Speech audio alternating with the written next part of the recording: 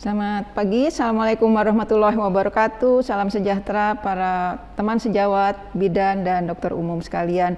Alhamdulillah di sesi kali ini saya mendapat tugas dari panitia untuk menyampaikan topik tentang rekomendasi terkini penggunaan kontrasepsi kombinasi. Untuk itu saya akan membagi beberapa topik dari presentasi saya, yaitu dari pendahuluan, apa itu kontrasepsi hormonal kombinasi untuk sekedar mengingatkan bagaimana mekanisme kerja dari kontrasepsi hormonal kombinasi dan rekomendasi penggunaannya.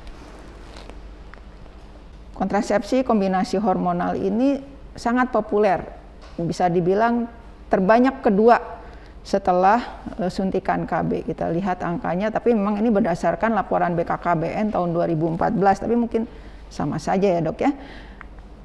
Ya, dan kita ketahui ada beberapa sediaan dari kontrasepsi hormonal kombinasi. Ada yang bentuknya pil, yang paling populer injeksi, kemudian patch atau koyo yang mungkin di Indonesia kurang populer atau tidak populer karena iklim di Indonesia yang kelembapannya tinggi menyebabkan koyo lebih mudah lepas karena keringat misalnya. Atau vaginal ring, cincin ring yang mengandung hormonal kombinasi juga tidak terlalu populer di Indonesia karena penggunaannya yang tidak mudah.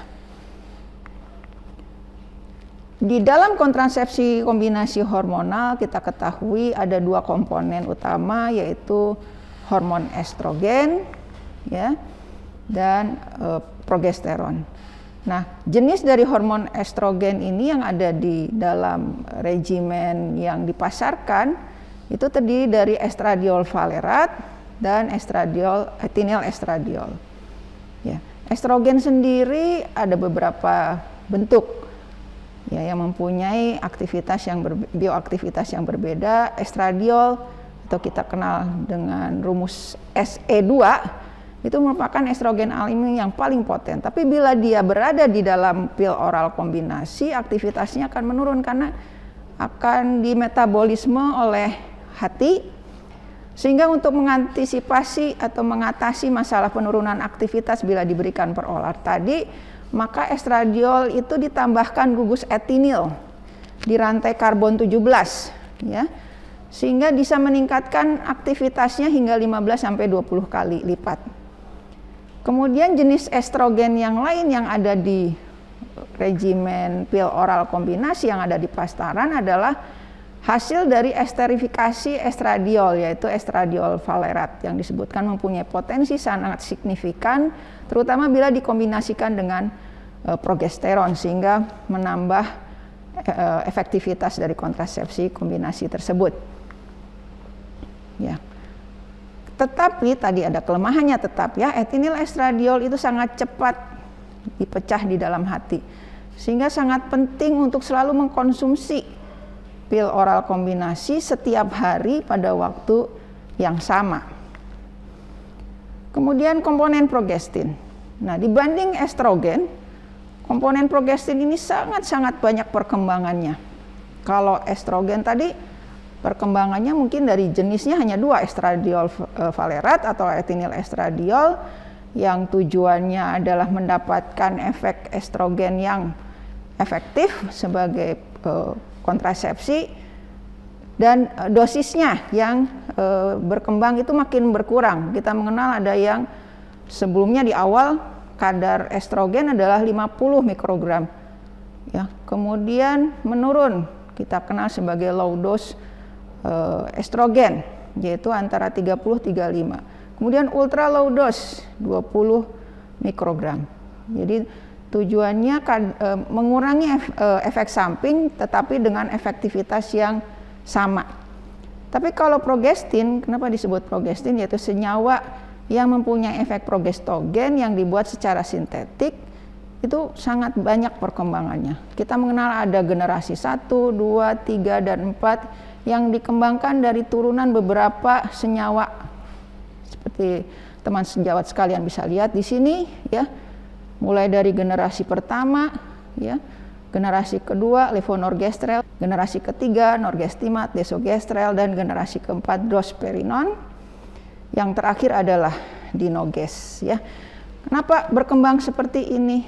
Dengan harapan adalah progestin itu mempunyai efek progesteron yang kuat, tetapi efek dari estrogenik dan androgenik dari progesteron itu makin berkurang, sehingga efek samping dari efek androgeniknya misalnya seperti berjerawat, ya, berminyak itu akan makin kurang, sehingga lebih nyaman buat akseptor, dan itunya nanti akan mengurangi efek drop out karena alasan efek samping dari pil oral kombinasi tersebut. Nah, selain perkembangan dari jenis estrogen, dosis estrogen, dan juga jenis progestin, ada juga perkembangan dalam hal formulasi. Ya, mungkin teman sejawat juga sudah tahu ada yang namanya monofasik, regimen bifasik, regimen trifasik. Ya, kalau monofasik artinya kadar estrogen, progesteron itu sama. Ya, dari mulai awal pil aktif sampai akhir pil aktif. Bifasik berarti ada dua kadar hormon progesteron yang berbeda tergantung siklus hari, siklus menstruasi. Dan yang terakhir regimen trifasik, ada 3 dosis progesteron yang berbeda, tapi estrogennya bisa saja sama atau juga kadarnya bisa berbeda. Kemudian ada juga regimen yang diperpanjang. Ya, yang menjadi perhatian dalam pengembangan pil oral kombinasi itu masalah efek samping breakthrough bleeding atau perdarahan sela. Ya, akibat estrogen progesteron yang memang relatif rendah kadarnya, proliferasi endometrium tidak banyak, ya, dan ditambah dengan progesteron yang rendah, seringkali terjadi breakthrough bleeding, perdarahan sela. Selain itu, reduksi aktivitas dari atau fungsi ovariumnya diharapkan kuat untuk menekan kegagalan. Jadi itu yang diharapkan dari pengembangan pil oral kombinasi, sehingga yang bisa dilakukan untuk mendapatkan dua hal tersebut yaitu dengan bagaimana membuat dosis estrogennya serendah mungkin, ya, tapi tetap efektif, tapi efek sampingnya kecil, terutama terkait dengan kardiovaskuler. Jadi dikembangkanlah beberapa produk extended cycle, ya, regimen yang diperpanjang, yang mungkin yang ada di Indonesia yang cukup populer adalah Yas yang terdiri dari 20 mikrogram ethinyl estradiol dan 3 mg drosperinon. Ya. Kemudian juga kenapa jumlah hari bebas pil juga berkurang, hanya dari semula yang standar adalah 7 hari bebas pil menjadi 4 hari bebas pil.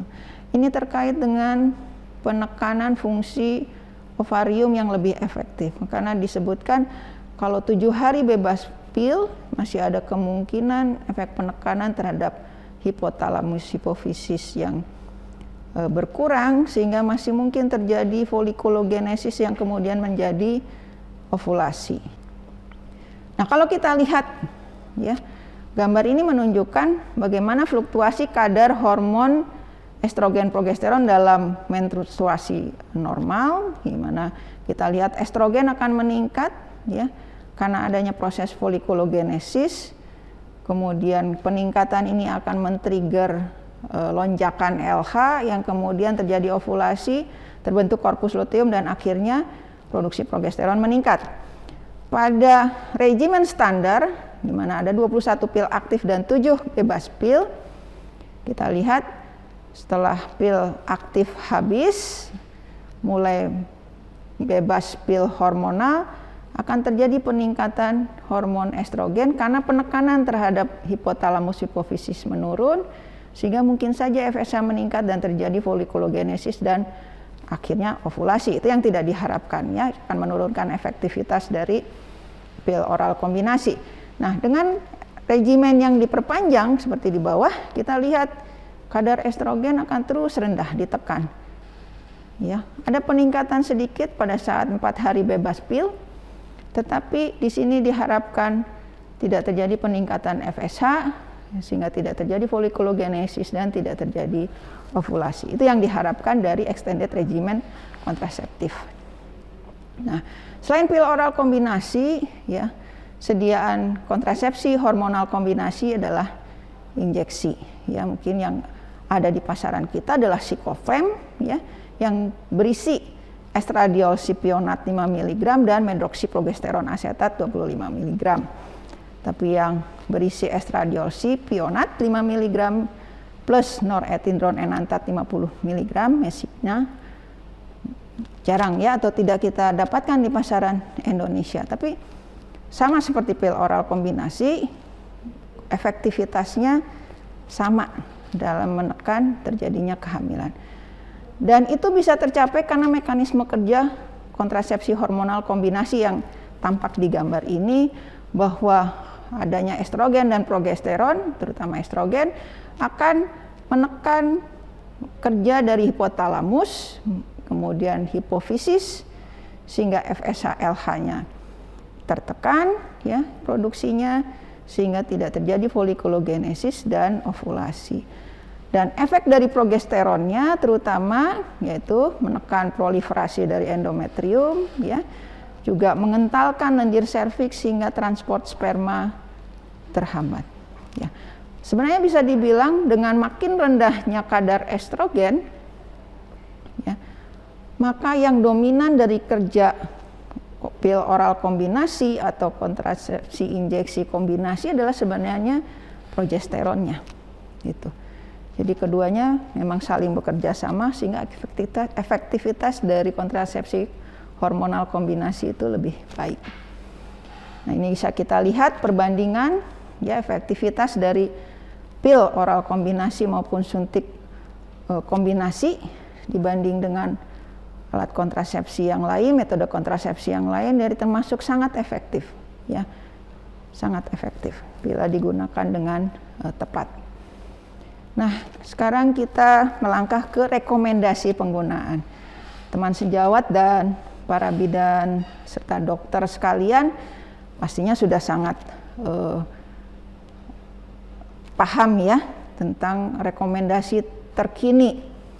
Karena seperti sudah diketahui, ada 4 pilar panduan pelayanan KB dari WHO yang juga sudah diadaptasi ke dalam bahasa Indonesia, yang bisa menjadi pegangan membantu para teman sejawat sekalian dalam membantu memilih menggunakan kontrasepsi yang tepat untuk akseptor, ya. Ada 1 medical eligibility criteria for contraceptive use. Yang terakhir adalah edisi tahun 2015. Di sini ada panduan mengenai siapa yang dapat menggunakan metode kontrasepsi secara aman. Ada alat bantunya, lingkaran Klopp, kelayakan medis penggunaan kontrasepsi, ya, yang bisa digunakan di tempat praktek dengan mudah. Yang kedua adalah selected practice recommendation for contraceptive use. Ini juga sudah dibahasakan Indonesia 2016. Di sini berisi panduan mengenai bagaimana menggunakan metode kontrasepsi dengan aman dan efektif. Ketiga, Family Planning a Global Handbook for Providers. Di sini menyediakan informasi yang berbasis bukti dalam memberikan pelayanan tiap metode, ya. Menurut saya ini sangat bagus karena di sini ada penjelasan apa saja efek samping dan bagaimana penanganan efek sampingnya, ya.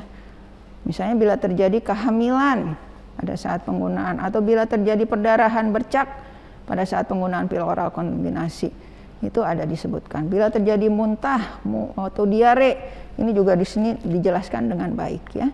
Dan yang keempat adalah decision making tool for family planning clients and providers, yaitu alat konseling yang mendukung baik provider maupun klien dalam proses memilih metode kontrasepsi. Ini sangat baik, ya. Jadi dengan menggunakan 4 pilar panduan tadi akan sangat memudahkan kita dalam membantu memilih penggunaan alat kontrasepsi bagi seorang akseptor, ya. Dalam keempat pilar itu ada kategori kelayakan medis. Teman sejawat sekalian juga saya yakin sudah tahu bahwa ada kategori 1, 2, 3, dan 4 dengan deskripsinya dapat digunakan kategori 1, kategori 2 keuntungannya melebihi risiko, kategori 3 bila risiko secara umum melebihi keuntungan, dan 4 bila risiko kesehatannya tidak dapat diterima. Sehingga penilaian klinisnya kalau misalnya kategori 1 berarti metode itu dapat digunakan dalam kondisi apapun.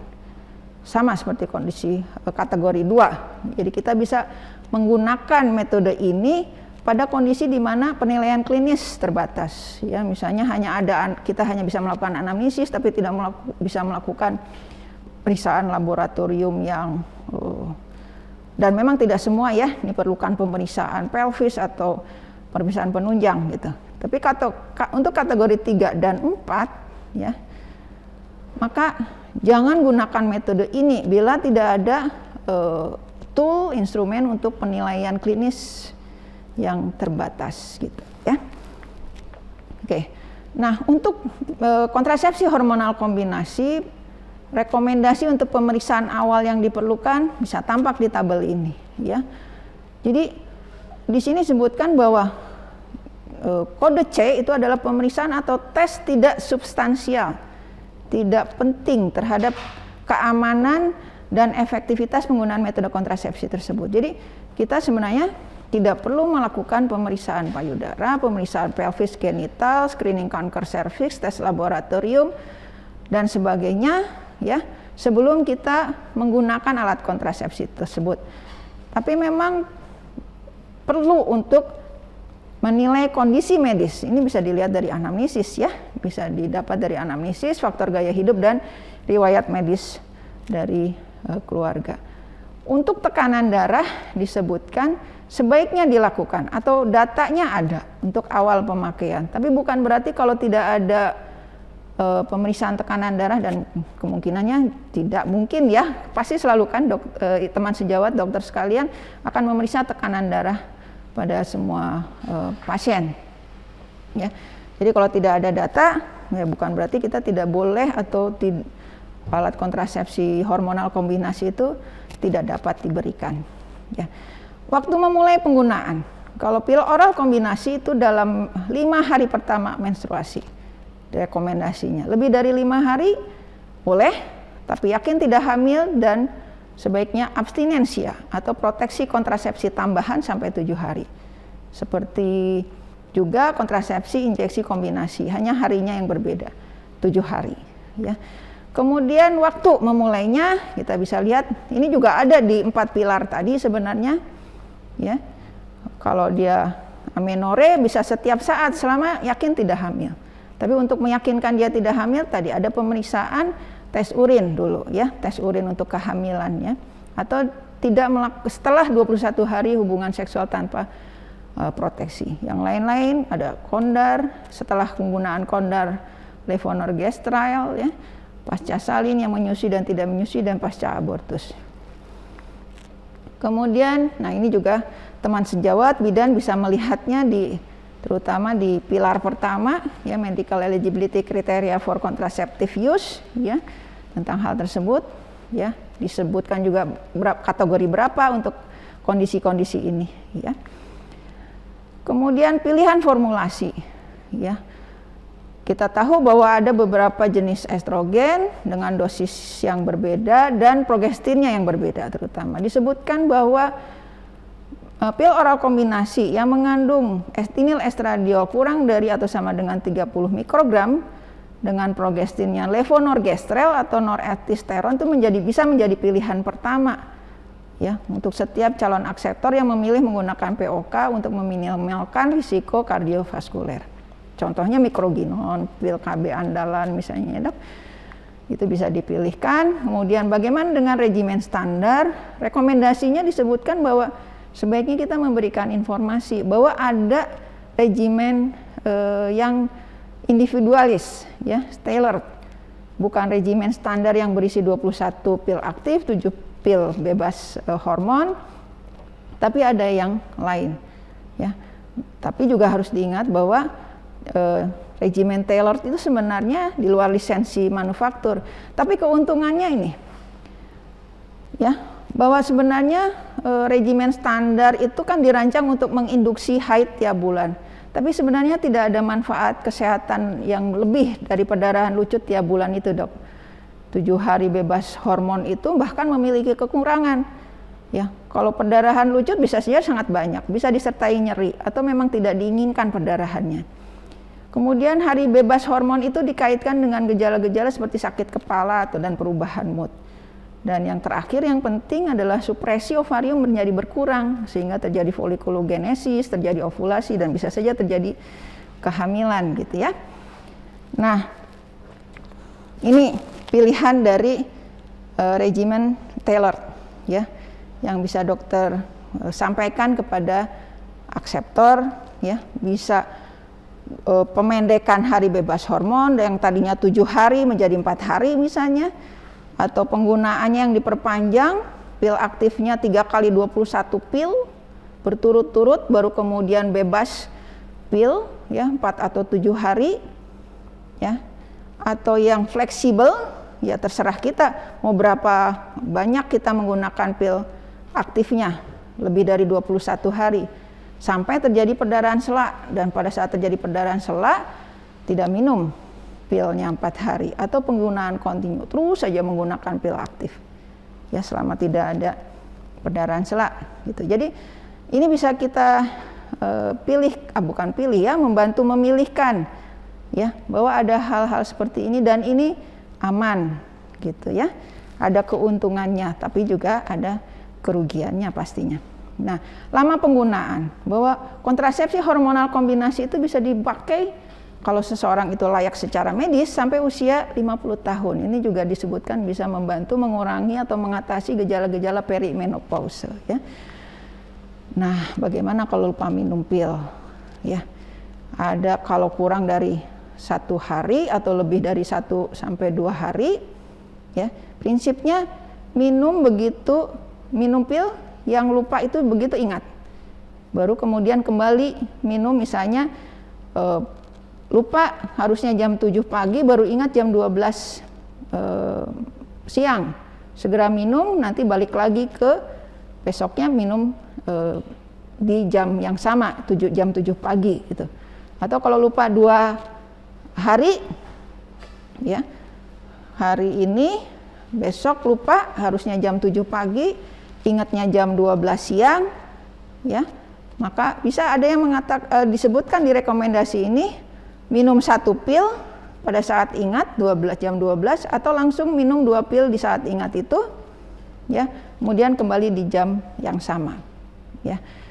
Itu ya yang bisa dilakukan bila lupa minum pil ya.